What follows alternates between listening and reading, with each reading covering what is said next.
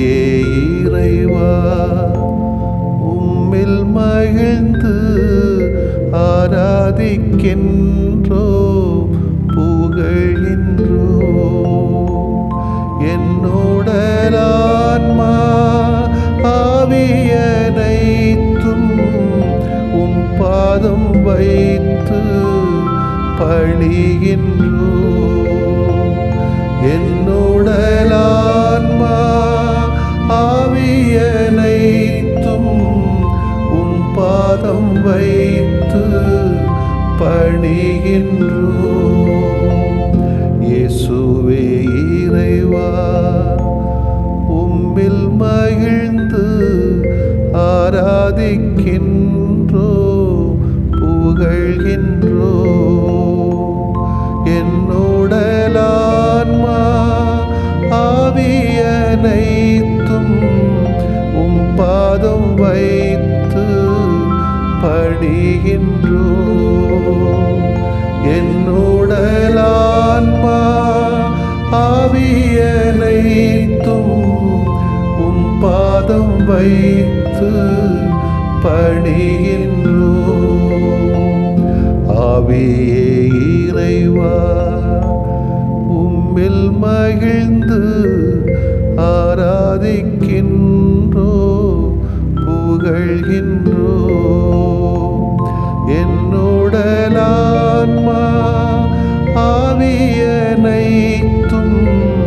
உம் பாதம் வைத்து பணிகின்றோ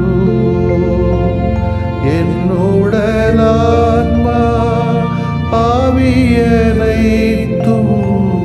உம் பாதம் வைத்து பணிகின்றோ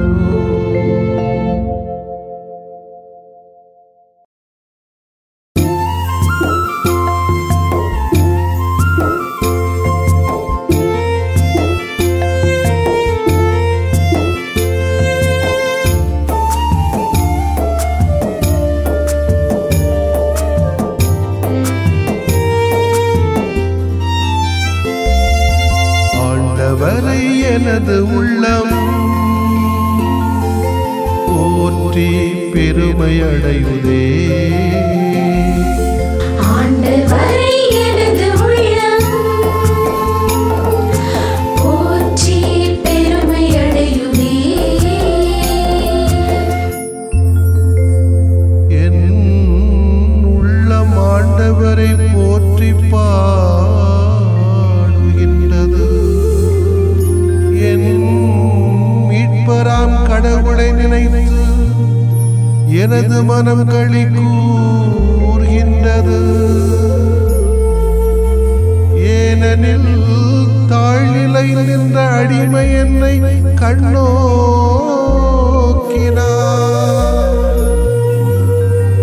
எல்லா தலைமுறையினரும் இனி என்னை பேறு பெற்றவர் என போற்றுமே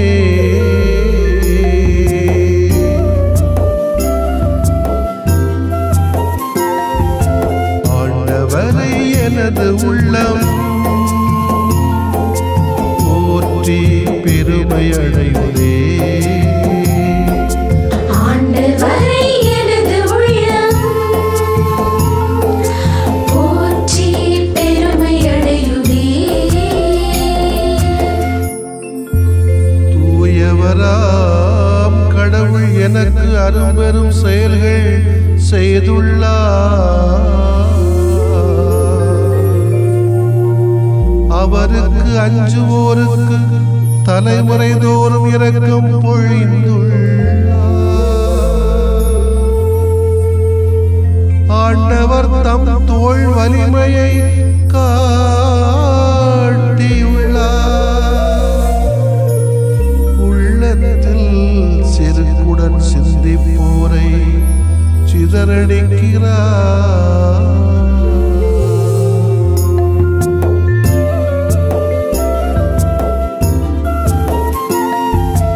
ஆண்டவரை எனது உள்ளம் போற்றி பெருமையடையுதே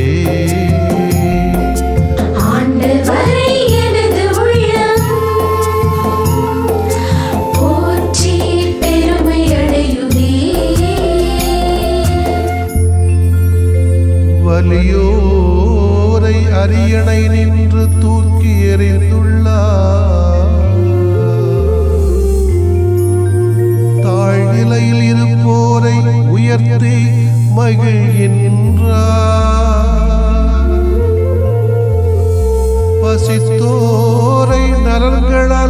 நிரப்பி வலிமைப்படுத்துகின்றார். செல்வரை வெறும் பெயராய் அனுப்பிவிடுகின்றார்.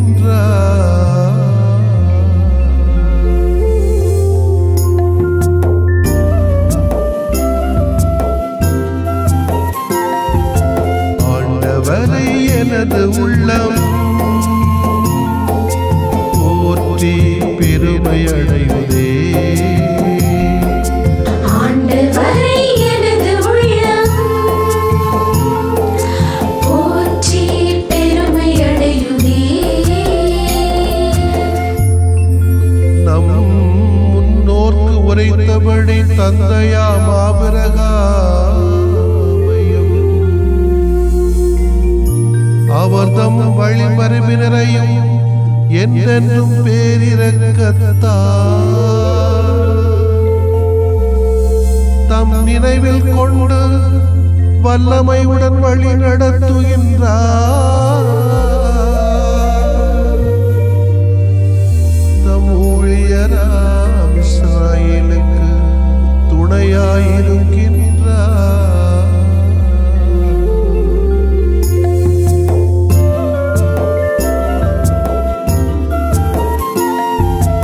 ஆண்டவரை எனது உள்ளம்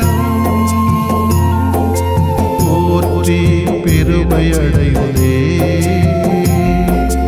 ஆண்டவரை எனது உள்ளம் போற்றி பெருமையடையுதே.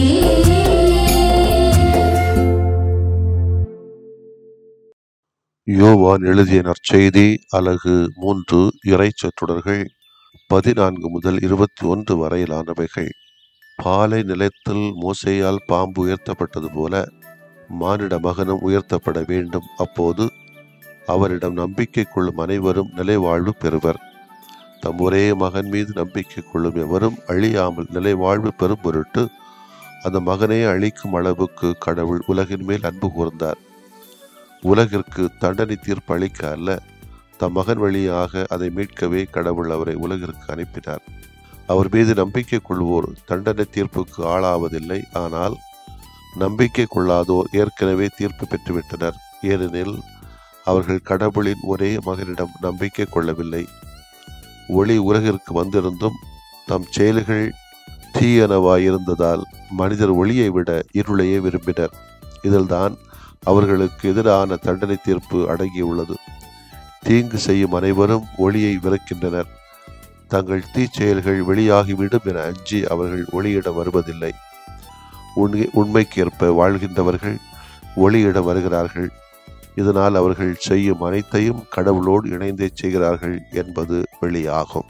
ஆண்டவரின் அருள்வாக்கு. இறைவா உமக்கு நன்றி. அன்புக்கினே சகோதரிகளே, சகோதரிகளே, இன்றைக்கு நாம் வாழுகின்ற சூழலிலே அதிகமாக வெளிப்படைத்தன்மை என்பது குறைவாக இருக்கிறது. அது சமூகமோ, சமயமோ, திருச்சபையோ, அரசியலோ, பொது வாழ்வோ, தனி வாழ்வோ, எங்கிருந்தாலும் ஒரு ஒளிமயமான வாழ்வு என்று சொல்வது வெளிப்படையான ஒரு வாழ்வு.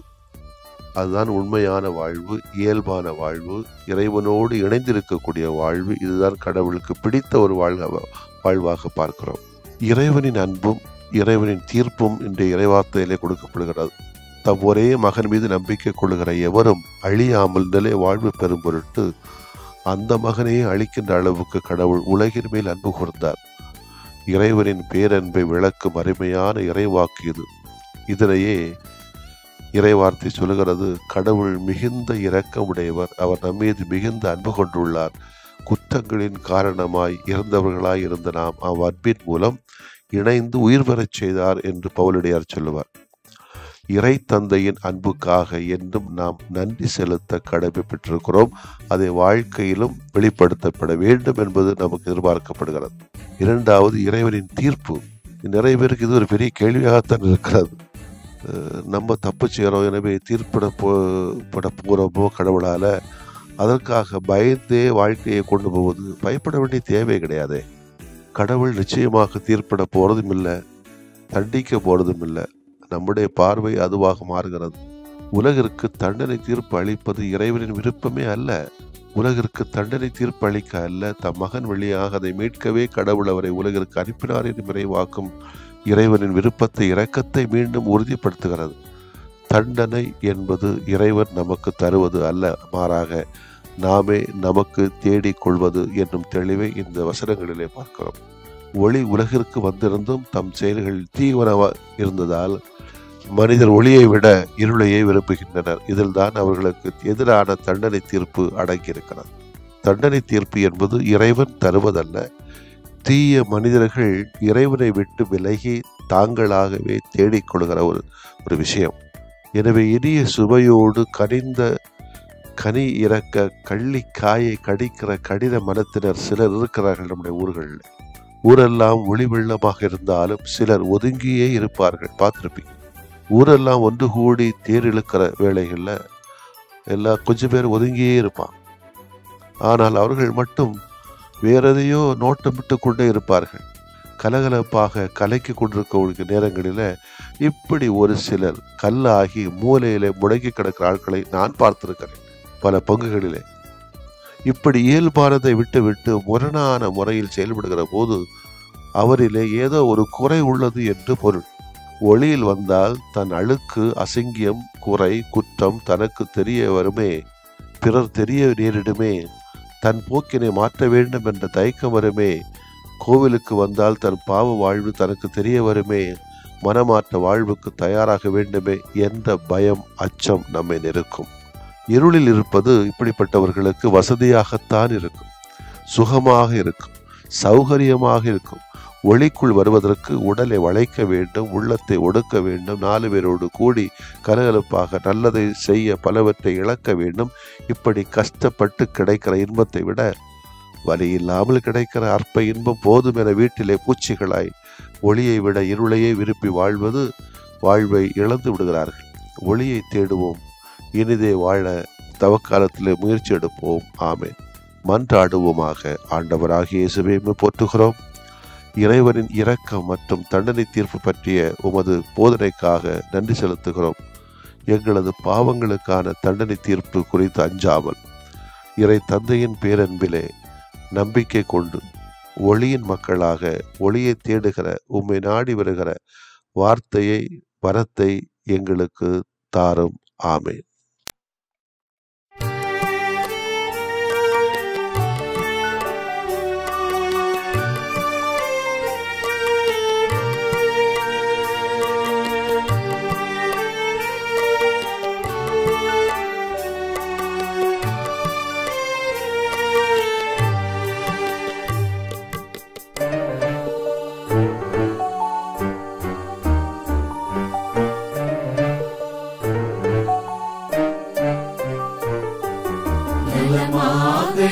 வாழ வரம் தாருமே, எம் நிலை மாற்றி உனில் வாழ நலம் தாருமே.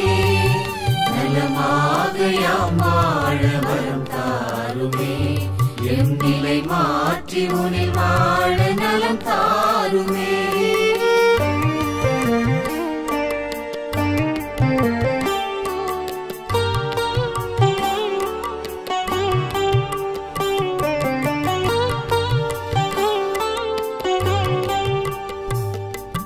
மகிழ்வில்லா மனமென்றால் மனநோயா, அதில் மகிழ்வாக நீ வந்து நலம் தாருமே. நலமாக யாம் வாழ வரம் தாருமே. பொய் கூறும் நாவென்றால் பேய் நோயா, அதில் மெய்யாக நீ வந்து நலம் தாருமே. நலமாக யாம் வாழ வரம் தாருமே, எம் நிலை மாற்றி உனில் வாழ நலம் தாருமே.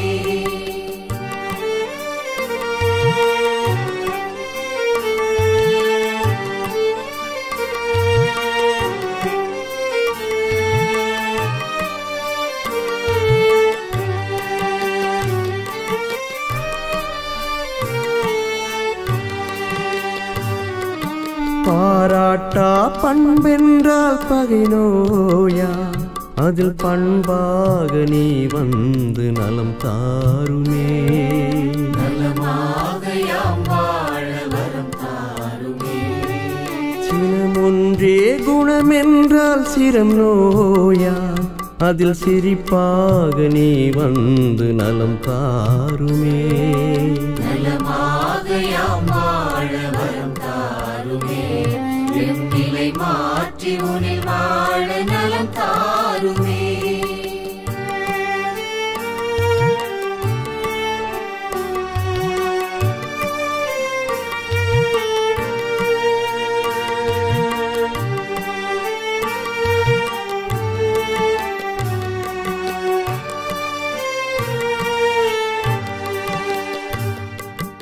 உழைக்காத உடல் என்றால் உயிர் நோயா அதில் உழைப்பாக நீ வந்து நலம் தாருமே. நலமாக யாம் வாழ வரம் தாருமே. கனியாத உளமென்றால் கடும் நோயா அதில் கனிவாக நீ வந்து நலம் தாருமே. நலமாக யாம் வாழ வரம் தாருமே. எம் நிலை மாற்றி உனில் வாழ நலம் தாருமே.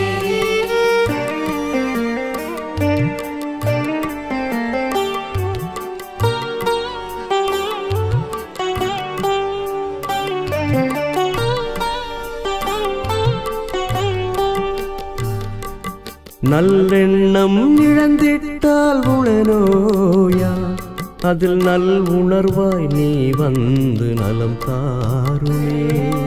நலமாக யாம் வாழ வரம் தாருமே.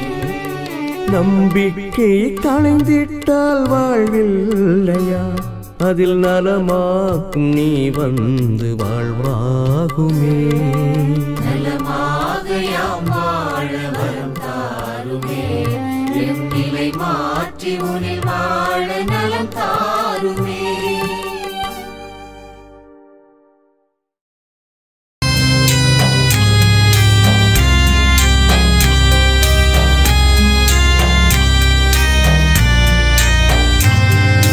மாண்புயரிவருள்ளடையாளத்தை தாழ்ந்து பணிந்து ஆராதிப்போம்.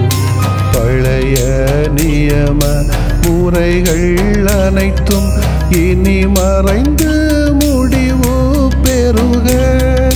புதிய நியம முறைகள் வருக. புலன்களாலே மனிதன் இதனை அறிய இயலா.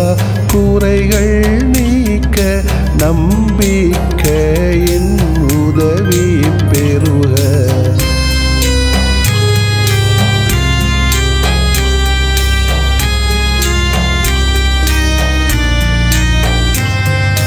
தந்தை அவர்க்கும் மகன் அவர்க்கும் புகழ்ச்சியோடு வெற்றியாக்கும்.